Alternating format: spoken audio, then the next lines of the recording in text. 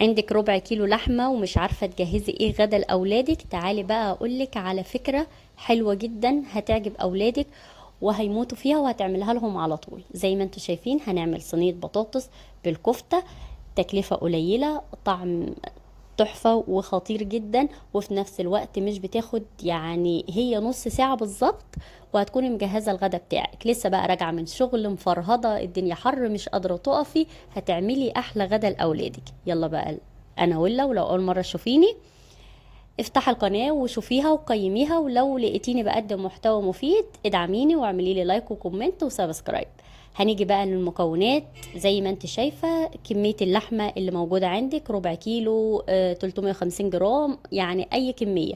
هنزود الكمية دي بايه؟ بصلاية، بطاطساية قصدي كده كبيرة كده مبشورة، وتصفيها من المية كويس جدا. وهنبشر معاهم كمان بصلاية وطماطمايه صغيره جدا، وتقدري تستغني عن الطماطمايه. وده كله ده لازم نصفيه من الميه بتاعته كويس جدا. ونحط بقى التوابل اللي موجوده عندك في البيت، ملح وفلفل وبهارات، رشه كده قرفه ورشه جنزبيل وبس بقى. وهتدعكي الكلام ده كله مع بعضه، ولازم بقى نسمغ الدنيا دي مع بعض عشان الكفتة ما تفكش منك.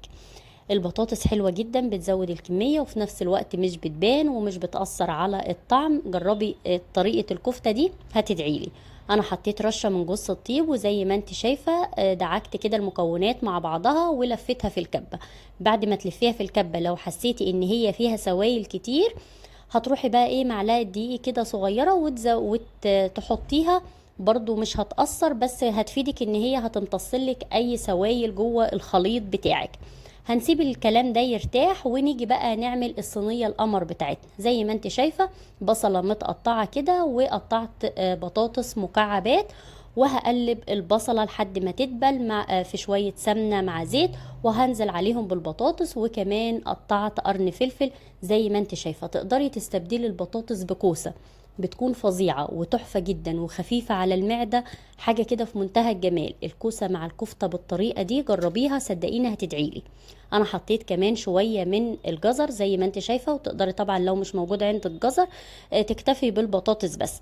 هنقلب بقى الدنيا دي مع بعض. وهنعمل ايه كمان يا بنات؟ هنتبل بقى الصينية دي بتاعتنا. حبشي بقى الصينيه بتاعتك بقى عشان تديكي طعم حلو. انا حطيت معلقه هريسه صغيره، رشه كده من الكزبره، وملح وفلفل، وكمان فصين من الثوم. قلبي كده في الاخر فصين من الثوم مع البطاطس، يعني بتكون تحفه. وهنعمل ايه بقى؟ هنحط طبعا عصير طماطم في الاخر بعد ما الخضار بتاعنا يتشوح. تقدري تحطي عصير طماطم، تقدري تحطي زي كده. انا كنت مستعجله جدا فهي اسمها ايه، طماطمتين مبشورين. وهزود شويه ميه مع مكعب مرق. تقدري لو عندك شوربه تزودي شوربه، هتكون تحفه وزي العسل. هنسيب صينيه البطاطس دي تغلي كده يا بنات وتدخل في التسويه. هكون عملت ايه؟ هكون حمرت الكفته بتاعتي. الطاسه بتاعتي سخنه وفيها شويه زيت، وهعمل الكفته كويرات زي ما انت شايفه. وهتحطي بقى تحمري الكفتة من جميع الجوانب بالشكل ده. هز الطاسة بتاعتك كده، وهي اول ما هتتحمر فهتخلع من الطاسة لوحديها، وهتقلبيها بالسباتيولا. وخلاص على كده نيجي بقى صينية البطاطس بتاعتنا دخلت في التسوية، وهنحط الكفتة بقى زي ما انت شايفة على الوش. الكفتة تعتبر استوت، مش بتاخد اي وقت، واللحمة بتاعتي مفرومة وما فيهاش طبعا عصب وما فيهاش اي حاجة، فمش بتاخد اي وقت في التسويه. هتحطيها على الوش وتسيبي الكفته تغلي مع البطاطس على نار وسط كده لمده 10 دقايق بس بقى. وقدمي الاكله دي لاولادك، تقدميها بقى لوحديها الصينيه كده مع مخللات، مع شويه بدنجان مخلل، مع شويه جرجير، مع عيش، هتكون زي الفل. تقدميها بقى مع شويه مكرونه او رز وسلطه، اللي يريحك. حلوة جدا، اولادك هيحبوها، وفي نفس الوقت زي ما قلتلك مش مكلفة وسريعة جدا. زي ما انتوا شايفين انا رشيت رشة من جوز الطيب، وهسيبها تغلي لمدة 10 دقايق زي ما قلتلك. وقدميها بقى بالهنا والشفا، وجربي الوصفة. ومستنية رأيك في الكومنتات، وقوليلي انت عملت الوصفة دي قبل كده ولا لا.